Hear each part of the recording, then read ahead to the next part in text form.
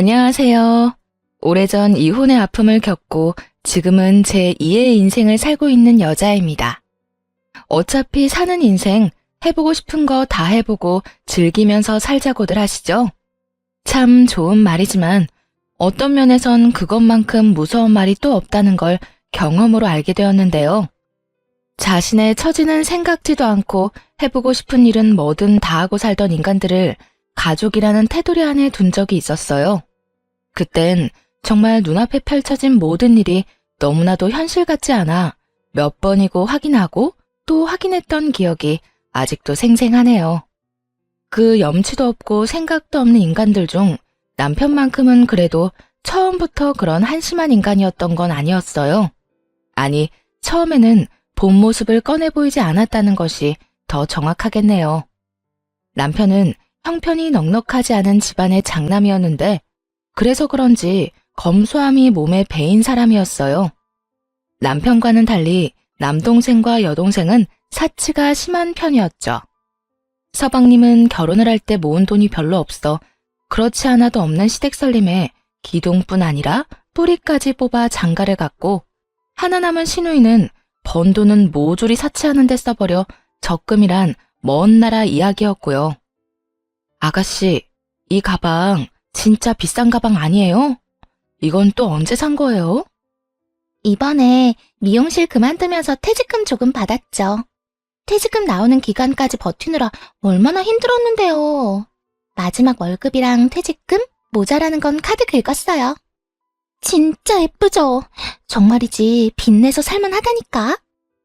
예쁘긴 한데 아가씨한테 굳이 당장 필요한 것도 아닌데 빚까지 내서 사는 건 좀 아니지 않아요? 아가씨도 얼른 돈 모아서 시집갈 준비해야죠. 비혼주의도 아니고 시집은 가고 싶다면서요. 아니, 시집 가기 전에 미용실 열고 싶다고 했던 건요? 이렇게 써서는 절대 미용실 못 열어요, 아가씨. 언니, 또 시작이에요? 그냥 예쁘다, 부럽다 하면서 장단 좀 맞춰주면 어디가 덧나는 것도 아니고 왜 매번 그딴 말로 좋은 기분 다 망쳐놔요? 그딴 말이 아니라 다 아가씨 생각해서 하는 말이라고요. 정말 돈 필요할 때 돈 없어서 후회하지 말고 지금부터라도 사치 좀 그만하라고요. 아, 싫어요. 그리고 전 사치라고 생각하지도 않거든요. 다 필요해서 사는 거고 사고 나면 스트레스도 풀린다고요. 그러니까 언니도 더는 나한테 잔소리 좀 하지 마세요. 기껏 걱정돼야 하는 말에 시누이는 짜증만 내기 일쑤였고 어느 순간부턴 말도 꺼내지 않게 되더라고요. 지금 생각하면 남편 역시 똑같은 인간이구나 싶지만 아무것도 몰랐던 그땐 내 남편은 저렇지 않아서 정말 다행이라는 생각을 참 많이 했던 것 같아요. 그 정도로 남편에 대한 믿음과 결혼 생활의 만족도가 높은 편이었고 남은 날들도 변함없이 그럴 것이라 믿어 의심치 않았죠. 하지만 시간이 흐르면 흐를수록 남편의 본 모습이 나오기 시작했네요. 점점 말을 함부로 하고 돈을 펑펑 쓴다 싶더니 할아버지가 돌아가시던 해에는 슬슬 본색을 드러내더군요.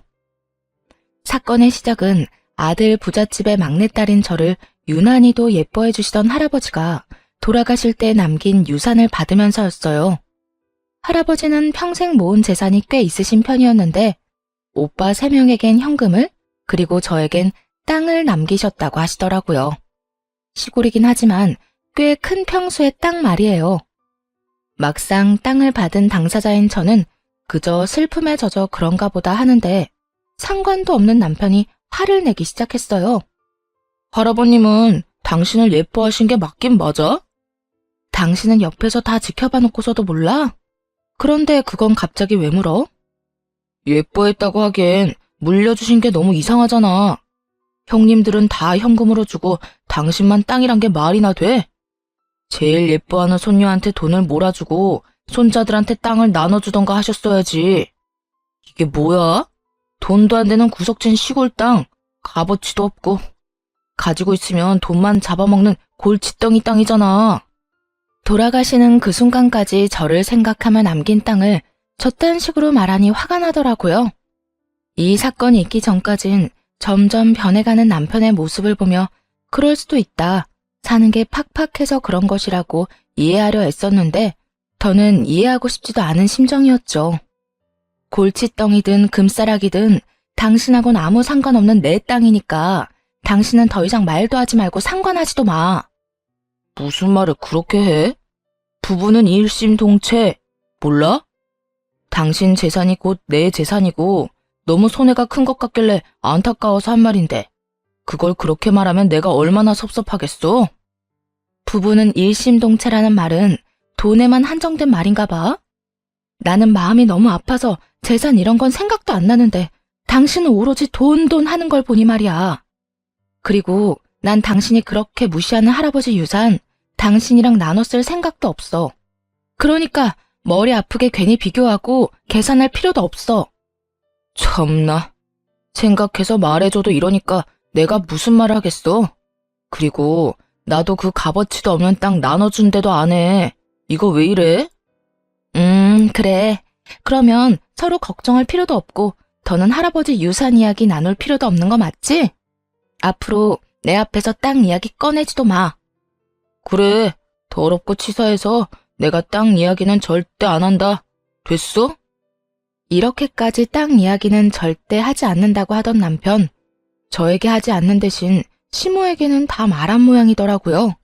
장례식을 치르고 집에서 슬픔에 젖어 있는데 목까지 붉어진 시모가 집으로 찾아왔으니까요. 어머님? 무슨 일이세요? 무슨 일이겠니? 네 할아버지 진짜 곱게 돌아가신 건 맞아? 돌아가시기 직전에 치매 걸리신 거 아니니? 네? 치매라뇨. 갑자기 찾아와서 그게 무슨 막말이에요? 내가 지금 막말 안 하게 생겼어? 살아생전 그렇게 예뻐하던 손녀한테 하필 그 돈도 안 되는 땅을 물려줬다는데 이게 치매 말고는 어떻게 설명되겠니?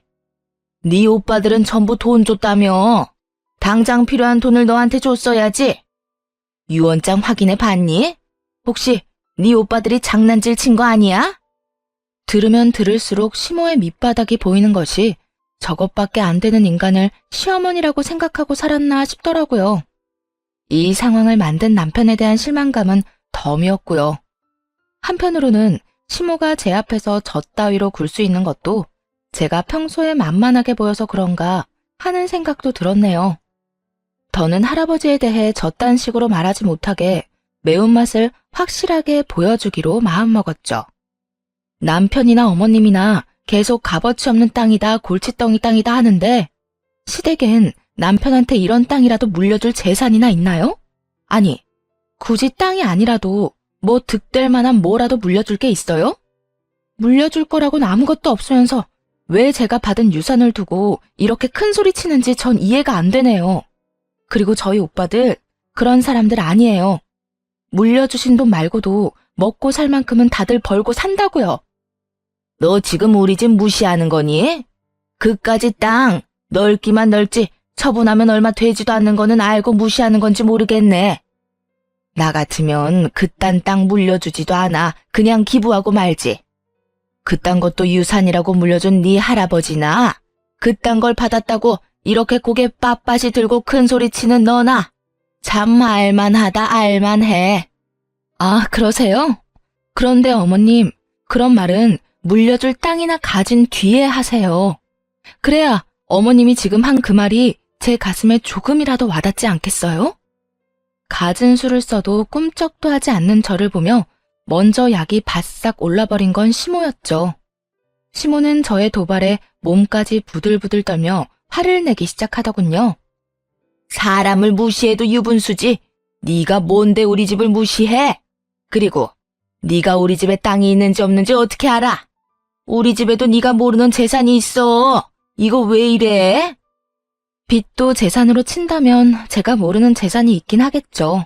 그리고 먼저 무시하고 시비 건 건 제가 아니라 어머님이라고요. 그렇지 않아도 슬픈 사람 붙잡고 재산 이야기나 하질 않나.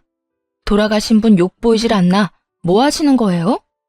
입장 바꿔서 어머님 같으면 가만히 있을 수 있겠어요? 저요, 어머님이 이렇게 하지 않으셔도 기운 없어요. 그러니까 용건 남았어도 오늘은 그만하고 돌아가세요. 여기서 더 하면 저 진짜 선 넘을 것 같거든요?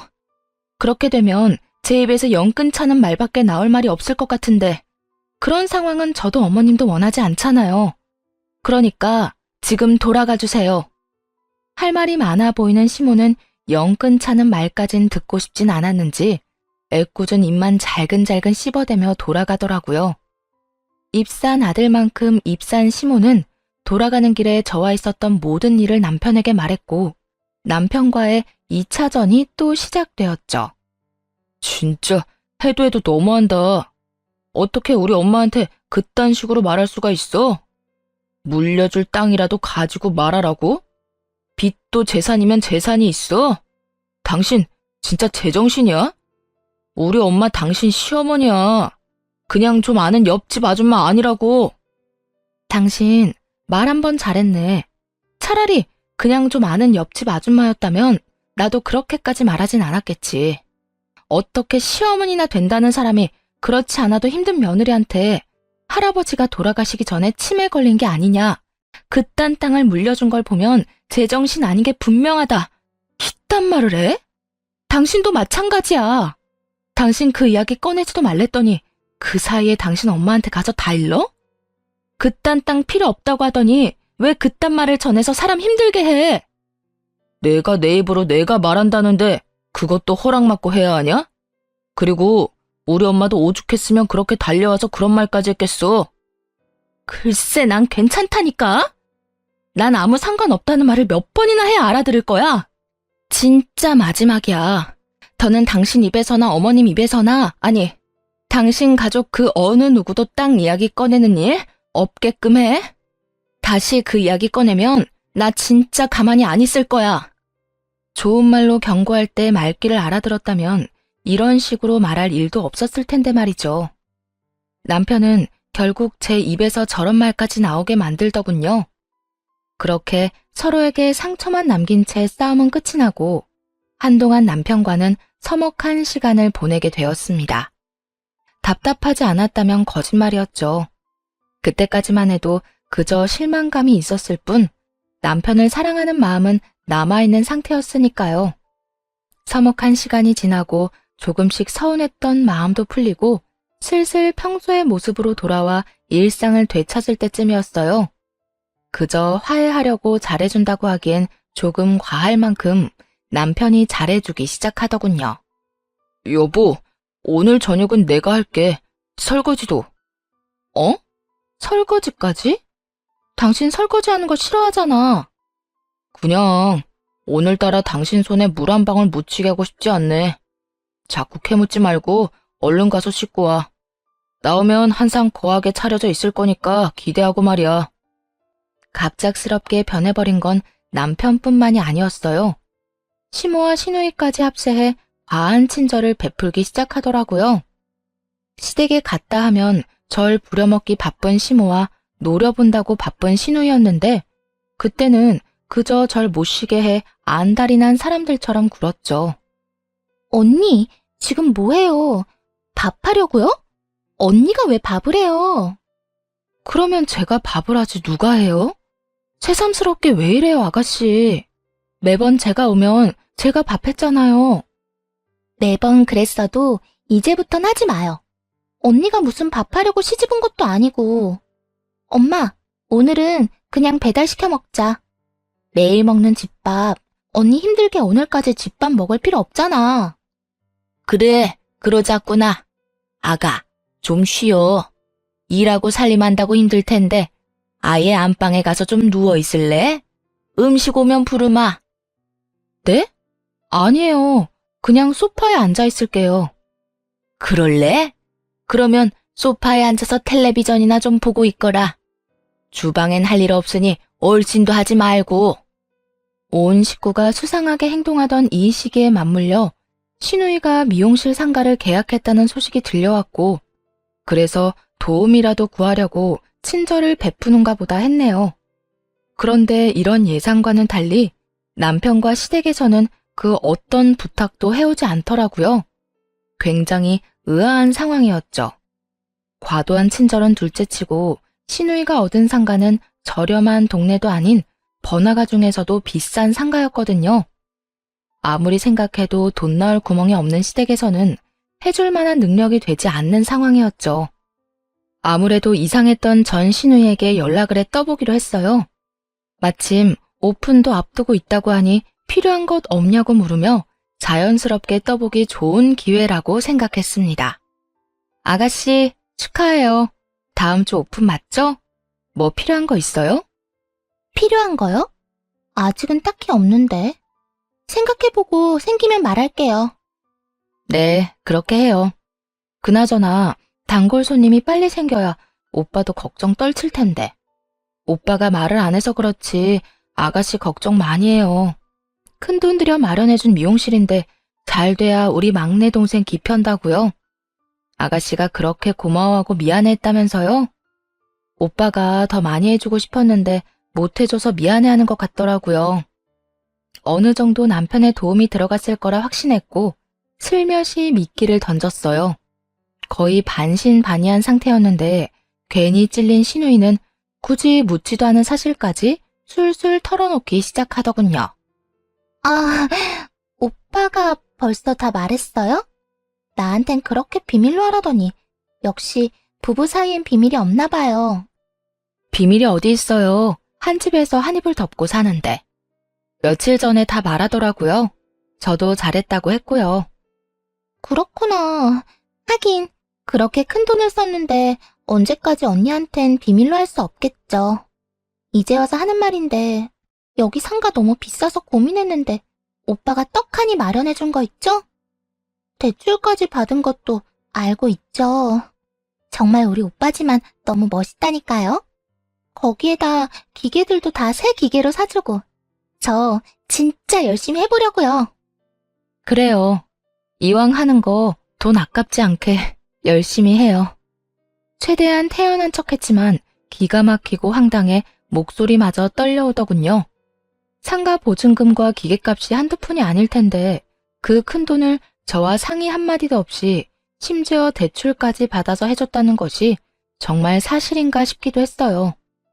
혼자 속을 썩여봤자 해결될 일이 아니었기에 그날 저녁 곧장 남편에게 어떻게 된 일인지 캐물었죠.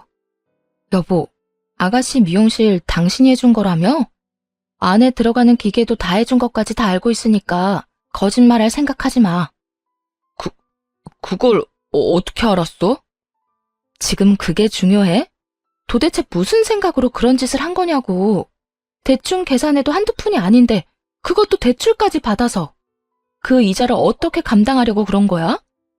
정말 화가 난 상태였고 남편도 큰일이 났다 싶었는지 무릎을 꿇고 눈물까지 흘리며 상황을 설명하기 시작했어요.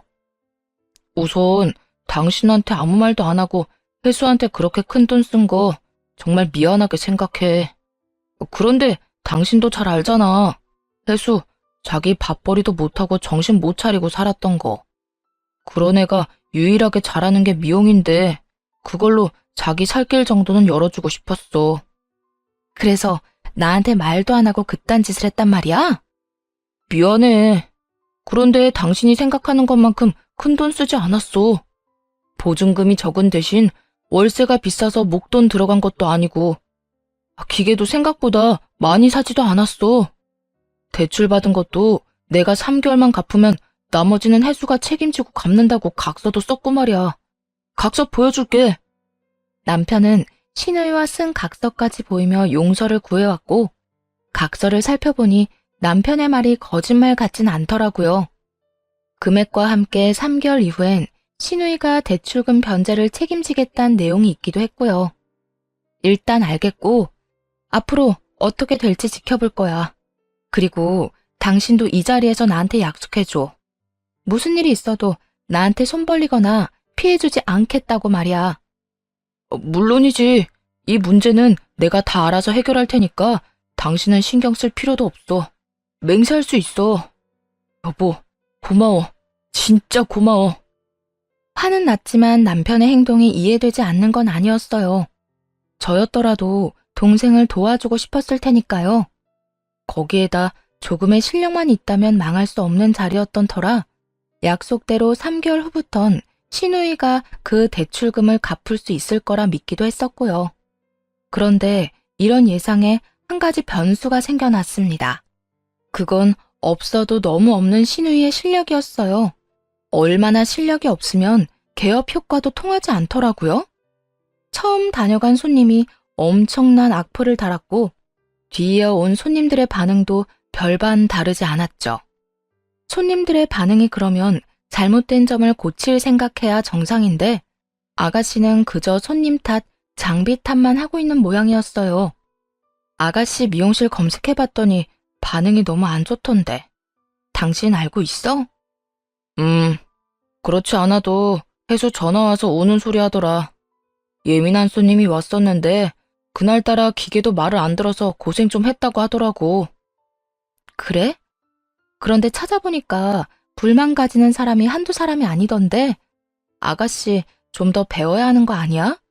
아니면 다른 방법을 좀 연구하던지 말이야.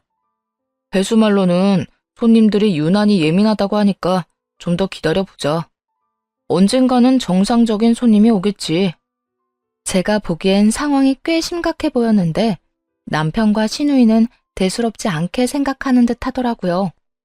그 안일한 생각 덕에 미용실엔 노랫소리만 가득했고 대박날 거란 기대로 가득했던 미용실은 어느새 월세만 잡아먹는 상가가 되어버리고 있었습니다. 돈을 잡아먹는 건 월세뿐만이 아니었어요. 어쩌다 온 손님의 머리카락을 다 태워먹어 합의금까지 물려주게 생겼다고 하더라고요. 남편의 말을 들어보면 그나마 실력은 있다고 들었는데 도대체 그 실력으로 어떻게 미용실 열 생각을 다 했나 싶을 정도로 최악인 실력이었죠. 월세 낼 돈도 없는 시누이인데 합의금을 어떻게 마련하려나 했더니 역시나 남편이 해줬더라고요.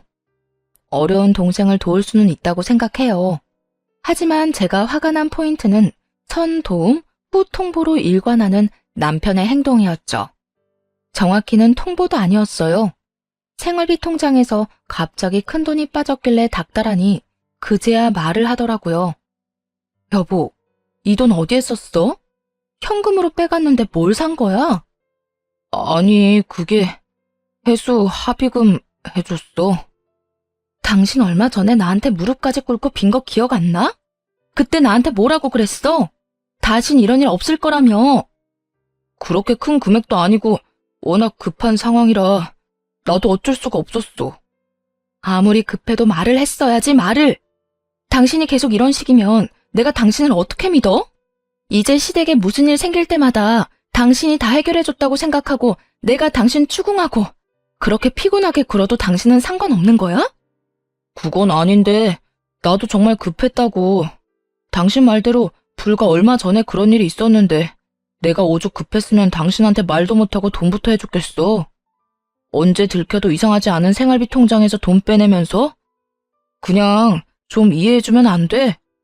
혜수도 나도 당신한테 말을 제대로 못해서 그렇지 요즘 힘들어. 장사는 마음처럼 잘 되지도 않지. 그런 와중에 손님한테 합의금도 해줘야 하지.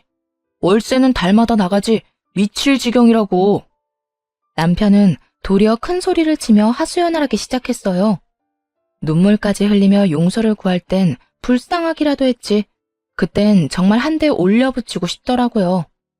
이런 심정을 대변하듯 제 목소리 역시 남편 못지않게 높아지고 있었죠. 그게 내 탓이야? 그게 내가 잘못한 일이냐고. 왜 내가 버리지도 않은 일 때문에 매번 이렇게 스트레스를 받아야 하냐고. 그리고 당신은 도대체 뭘 믿고 돈을 그렇게 쓰는 거야? 돈이 막 흘러 넘쳐? 아무리 아가씨 일 때문이라도 이건 해도 해도 너무하잖아. 그만 좀 해라, 그만 좀. 입장 바꿔서 당신 동생이 해수 입장이면 당신은 가만히 있을 수 있어? 아니잖아. 당신도 도와줬을 거잖아. 나도 그런 생각이 들어서 아가씨 미용실 해줬다고 했을 때 그냥 넘어간 거였어. 그런데 지금은 상황이 다르잖아. 그땐 희망이라도 있었지. 지금 아가씨 미용실에 무슨 희망이 있어? 하루라도 빨리 문 닫고 정리하는 게 득인 상황에 머리 감기는 알바까지 쓰고 그게 뭐 하는 짓이냐고. 그래, 당신 잘났다 잘났어. 셈이 빨라서 참 좋겠다. 그렇게 잘난 당신은 그냥 신경 쓰지 마. 앞으로 나도 생활비에는 손도 안 대고 내가 알아서 다 해결할 테니까. 더는 하고 싶은 말도 없었어요. 아니, 아예 말 자체를 섞고 싶지 않은 심정이었죠. 싸움만 시작했다 하면 저딴 식으로 상관 말라 하니 하고 싶은 말도 쏙 들어가지 않겠어요? 그저 남편을 노려보았고 남편은 방으로 들어가 버리더군요. 그리고 이틀 뒤 남편 놈이 갑자기 무릎을 꿇고 빌기 시작하더라고요. 여보, 그땐 내가 너무 미안했어. 나도 여러 가지 일로 스트레스 쌓인 상황에서 당신이 그렇게 몰아세우니까 순간적으로 이성을 잃었었나 봐. 내 속마음은 그게 아닌데 자꾸만 마음과는 전혀 다른 말이 나와서 나도 그만해야지 했는데 멈춰지지 않았어. 내가 진짜 미쳤었나 봐. 다신 그러지 않을게. 이틀이 지난 뒤라 흥분도 많이 가라앉은 뒤였고 바로 자존심도 다 버리고 숙이고 들어오는 남편을 보니 이번엔 정말 반성했겠지 싶기도 했어요. 정말 반성한 거 맞긴 해? 또 말로만 미안하다, 다신 그러지 않겠다 해놓고 나 몰래 또 사고 치는 건 아니냐고. 아니야, 절대 안 그래. 이제 혜수도 절대 사고 안 친다고 나한테 약속도 했고 손님 머리하면서 딴 생각 절대 안 한다고 했어. 거기에다 손님 없을 때 영상 찾아보면서 공부도 하더라니까. 이제 정말 그런 일 없어. 만약 그런 일 생겨도 스스로 해결하라고 딱 못 박았어. 내가 정말 미안해. 다른 건 몰라도 저지른 잘못에 대한 인정은 빠르다고 생각하며 마지막이란 마음으로 남편을 용서하고 넘어갔습니다. 그런데 이러한 남편의 모든 행동엔 다른 의도가 있었더라고요.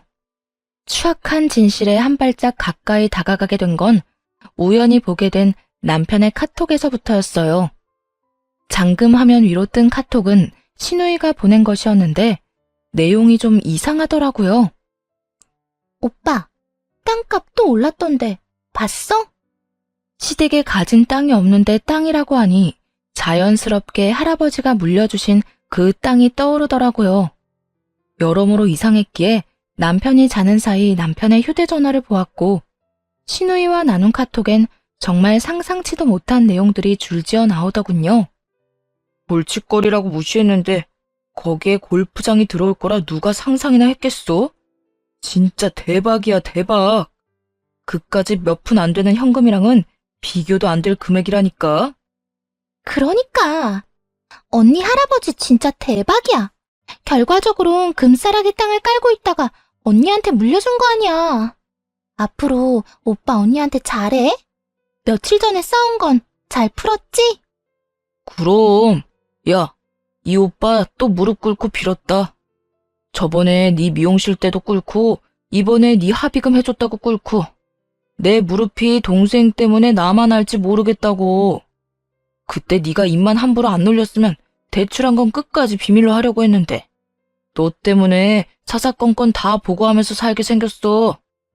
난 오빠가 다 말했다는 듯이 떠보니까 홀라당 넘어갔지. 그래도 나 땅값 오르는 거 믿고 대출했다는 말은 안 했다. 그건 오빠가 나 칭찬해줘야 해. 그래, 알았다, 잘했어. 너 진짜 그것까지 말했으면 네 미용실은 문 열기도 전에 간판 내렸어야 했어. 어쨌든 앞으로도 말 조심해.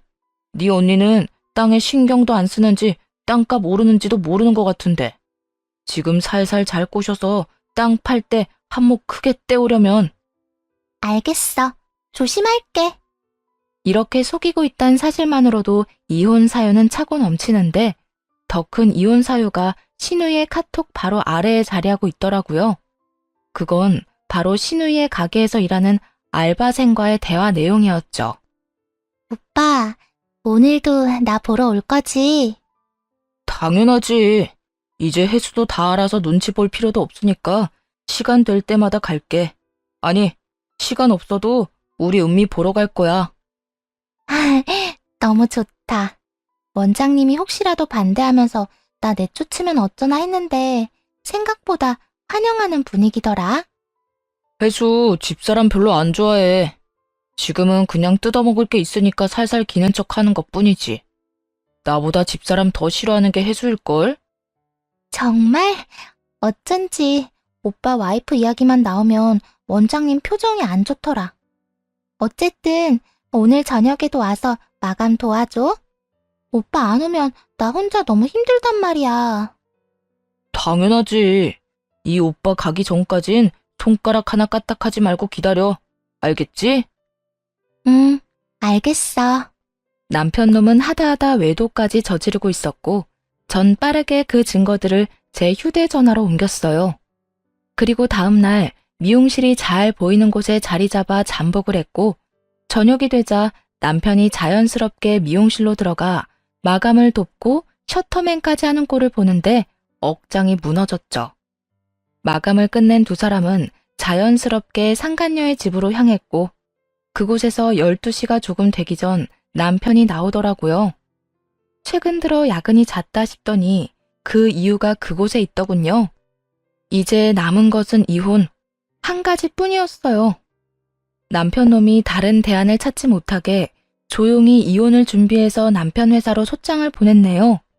상간녀 소송도 했고 신우이에게 위자료 청구 소장도 보냈고 말이죠. 소장들이 주인을 찾아 잘 전달되었는지 남편과 신우이가 사이좋게 찾아오더라고요. 그리고 눈물 없이 들을 수 없는 사연을 늘어놓으며 빌기 시작했습니다. 여보, 이혼 소장 왔던데 갑자기 이혼은 무슨 이혼이야? 갑자기 무슨 이혼은? 너 바람 피우고 있잖아. 거기에다 우리 할아버지 땅 팔아서 크게 한몫 챙길 계획도 세웠고 소장에 다 적혀 있는데 안 읽어봤어? 읽어봤어. 읽어봤는데 아무래도 당신이 너무 큰 오해를 하는 것 같아서.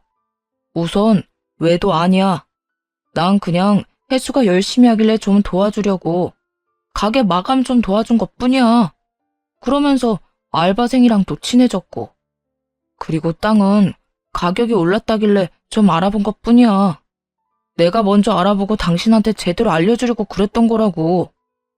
당신은 내가 확실한 증거도 없이 이혼하자고 생각하나 본데 나 당신이 어떤 생각으로 어떤 짓을 하고 다녔는지 증거 다 가지고 있어. 그러니까 허튼 수작 그만 부리고 이혼할 준비나 해. 증거 이야기가 나오자 남편은 무조건 잡아떼기 작전에서 무조건 빌기 작전으로 바꾸기 시작했어요. 여보, 나 한 번만 살려줘. 나 지금 당신이랑 이혼하면 정말 큰일 나. 내가 그 여자랑도 정리하고 앞으로 반성하는 의미로 당신 말 잘 들으면서 살게. 그러니까 나랑 이혼은 하지 말아줘. 지금 당신이랑 이혼하면 내 대출금이랑 카드빚은 어떻게 해? 언니, 우리 오빠랑 이혼하면 정말 큰일 나요. 그러지 말고 마음 좀 돌려주세요. 위자료 청구한 것도 없던 일로 좀 해주고요. 그렇지 않아도 오빠하고 나 대출금 갚는다고 힘든데 이 돈을 어디서 구해요? 그래 여보. 사람 하나, 아니 둘 살리는 셈 치고 마음 좀 돌리자. 응? 우리가 앞으로 진짜 잘할게. 누가 남매 아니랄까봐 똑같은 표정을 하곤 비는데 정말 꼴도 보기 싫더라고요. 일단 무릎 꿇고 빌면 다 된다고 생각하는 그 착각도 어이없었고요. 두 사람은 무릎만 꿇으면 다 해결된다고 생각하는데 어디 무릎이 닳을 때까지 꿇고 빌어봐. 내가 용서해주나. 이제 우리한테 남은 건 이혼이랑 소송뿐이야. 그러니까 구질구질하게 굴지 말고 돈이나 구해서 이혼 준비해. 네 그 소중한 은미한테도 위자료 잘 준비하라고 전해주고. 두 사람은 절규까지 하며 마지막까지 제 바짓가랑이를 붙잡고 빌었지만 저는 들은 척도 하지 않았고 빌다 지친 두 사람은 돌아가더군요. 이제 그 추잡한 꼴은 보지 않아도 된다 싶었는데 이번엔 상간녀가 찾아왔어요. 용건은 별반 다르지 않더군요. 어디서 많이 본 모양새로 빌기 시작했으니까요. 언니, 아니, 사모님, 제가 잘못했어요. 유부남이랑 그런 짓을 하면 안 되는 거였는데 원장님 오빠이기도 하고 이것저것 도와주면서 다가오니까 저로서는 어쩔 도리가 없었어요. 그래서 뭐 어쩌라는 건데. 앞으로 행복해라. 응원이라도 해주길 바래? 아니요, 절대 아니에요. 사모님 남편이랑은 헤어졌고 다신 안 만날 거예요. 그러니까 소송 좀 없던 일로 해주면 안 될까요? 저 돈 없어요. 하루 벌어 하루 사는 알바생이 그런 돈이 어디 있겠어요. 내가 그런 사정까지 들어줘야 해? 난 절대 그럴 생각 없거든. 그러게, 유부남을 누가 만나래? 넌 그 잠깐 쉽게 살려고 네 인생 말아먹은 거 두고두고 후회하면서 살아. 알겠어? 사모님, 그러지 말고 저 좀 불쌍하게 여기시고 한 번만 봐주세요. 사모님 남편 절대 다시는 안 만날게요. 그건 너 알아서 하고 이 집에서 이제 좀 나가주라. 내가 너 따위를 상대할 시간이 없어. 이혼도 해야 하고 위자료도 받아내야 해서 여러모로 바쁘거든. 싫어요. 전 절대 이렇게 그냥 못 돌아가요. 이렇게 된 거 더 잘못될 것도 없고 죽이든 살리든 마음대로 하세요. 끼리끼리 논다고 상간녀도 남편과 다를 것 없는 인간이더라고요. 상간녀는 바닥에 누워버린 채로 떼를 쓰고 있었고 말로 해선 돌아가지 않을 상황임이 분명했죠. 그래서 찬물 한 바가지를 퍼와 상간녀의 얼굴에 뿌렸네요. 이게 뭐 하는 짓이에요? 이제 정신이 좀 드니? 다음에 또 찾아오잖아. 그땐 찬물로 안 끝나. 알겠어? 상간녀를 질질 끌어다 내쫓아버렸고 본격적인 이혼을 진행했어요. 소송이 진행되는 와중에도 남편은 포기하지 않고 끈질기게 굴더라고요. 제가 말이 통하지 않는다고 생각했는지 남편은 겁도 없이 새 오빠를 차례대로 찾아가 도와달라며 빌었다고 하더군요. 소용없는 짓이었죠. 첫째 오빠를 찾아갔을 땐 아기 기저귀로 맞았고 둘째 오빠에겐 문전박대, 셋째 오빠에겐 멱살까지 잡혀 쫓겨났다고 하더군요. 새 오빠에게 차례대로 꼴사나운 짓거리를 당한 남편은 드디어 포기했는지 다른 방법으로 저를 괴롭히기 시작했어요. 그건 바로 재산 분할이었죠. 저 여자 돈 진짜 많다고요. 아마 모르긴 몰라도 숨겨놓은 재산 장난 아닐걸요? 할아버지 땅도 그래요. 저하고 결혼 생활 중에 받은 유산인데 당연히 제 몫도 있는 거 아니에요? 그 돌아가신 할아버지가 제 이름만 언급 안 했을 뿐이지 나하고 잘 먹고 잘 살라고 물려주신 땅일 텐데 그러면 당연히 내 몫도 있는 거잖아요. 이처럼 남편은 말도 안 되는 논리를 펼치며 끈질기게 재산 분할을 요구했지만 택도 없는 일이었네요. 반성은 하지 않고 재산만 뜯어가려는 남편 놈을 괘씸하게 여겼는지 재판부는 큰 위자료를 내라고 선고했으니까요. 신우이는 남편보다 더 뻔뻔하게 짝이 없더군요. 전 진짜 아무것도 몰랐다고요. 두 사람이 눈 맞은 걸 제가 무슨 수로 알겠어요? 땅 이야기도 그래요. 제 땅도 아니고 제가 가격이 오르는지 내리는지 어떻게 알겠냐고요. 전 정말 억울하다고요. 증거가 떡하니 있는데도 불구하고 자신은 모든 것을 몰랐다고 일관하더군요. 그 바람에 더 많은 위자료를 토해내게 되었죠. 상간녀는 생각보다 순순히 잘못을 인정하고 위자료를 지급했고 그렇게 길고 길었던 소송을 끝내고 이혼을 하게 되었네요. 저와 이혼을 하고 난 후 전 남편은 혼자선 도저히 살기 싫었는지 상간녀를 붙들고 늘어졌다 하더군요. 하지만 상황 파악이 빠른 상간녀는 그런 전 남편을 매몰차게 뿌리치고 도망쳐버렸다고 전해 들었어요. 어찌나 통쾌했는지 배를 잡고 한참이나 웃었어요. 통쾌한 결말은 그것이 끝이 아니었죠. 전 신우이의 가게는 전 남편의 도움이 끊겨버리자 빠르게 망했고 월세가 밀린 탓에 보증금도 제대로 돌려받지 못하고 쫓겨났다고 하더군요. 그야말로 빚 잔치의 시작과도 같았어요. 하루가 무섭게 망해가는 두 사람과는 달리 저는 두 사람 덕에 좋은 타이밍에 땅을 처분할 수 있었고요. 땅을 팔고 얼마 지나지 않아 전 남편이 찾아오더라고요.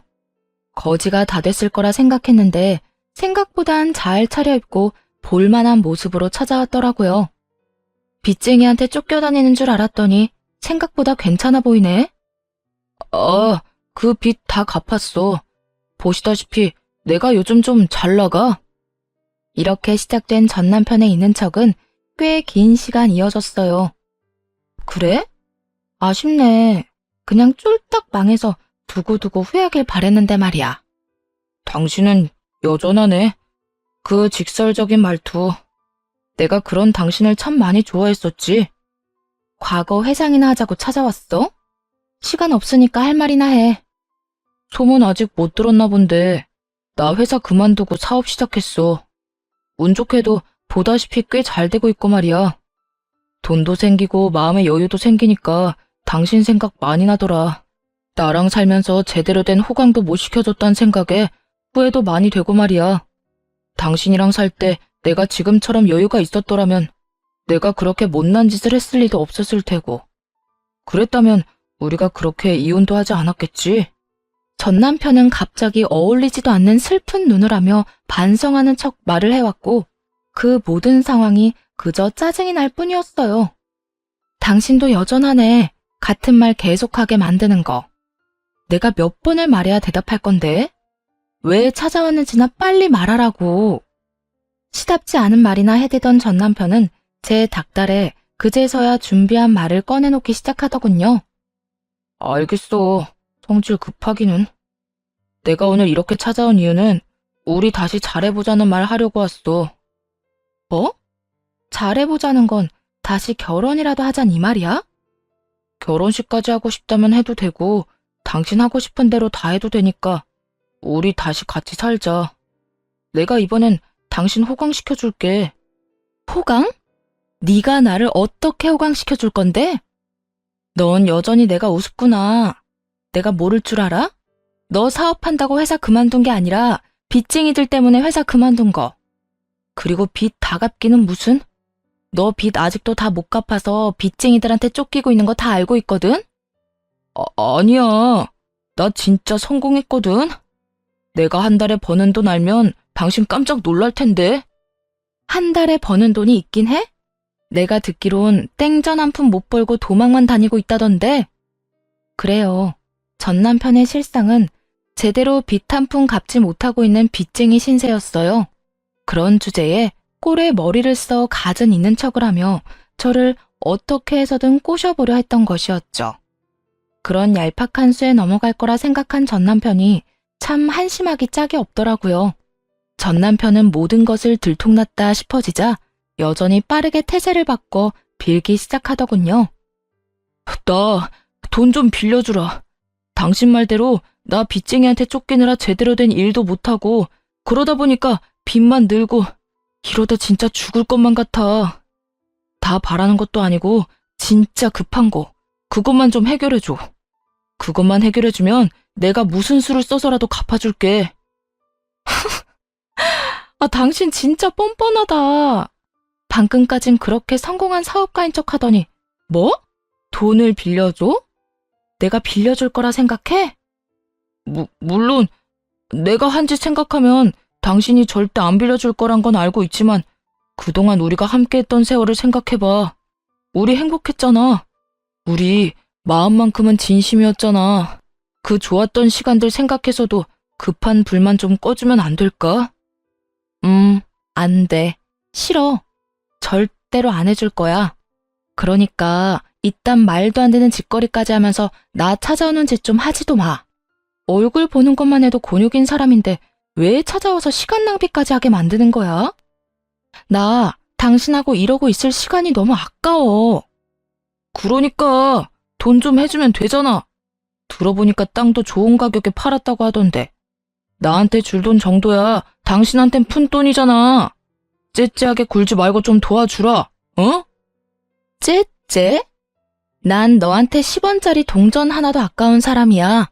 또 똑같은 말 해야 해? 나 당신한테 줄 돈 없다니까. 제발 좀 가. 전 남편을 끌어내려 했지만 꿈쩍도 하지 않더라고요. 그러자 지겹지도 않은지 또 그 가벼운 무릎을 꿇고 빌기 시작했고 똑같이 흘러가는 상황에 하품이 다 나올 지경이었죠. 뒤이어 벌어질 일이야 불보듯 뻔한 일이었고 그냥 전 남편이 가장 무서워하는 셋째 오빠를 불렀네요. 집으로 온 오빠는 바닥에 껌처럼 붙어있는 전 남편에게 득달같이 화를 내기 시작했습니다. 너 이 자식, 여기가 어디라고 찾아와서 내 동생 귀찮게 해? 내가 너 내 동생 앞에 다시는 나타나지도 말라 했지? 길거리에서 마주치더라도 피해 다니란 내 말 못 들었어?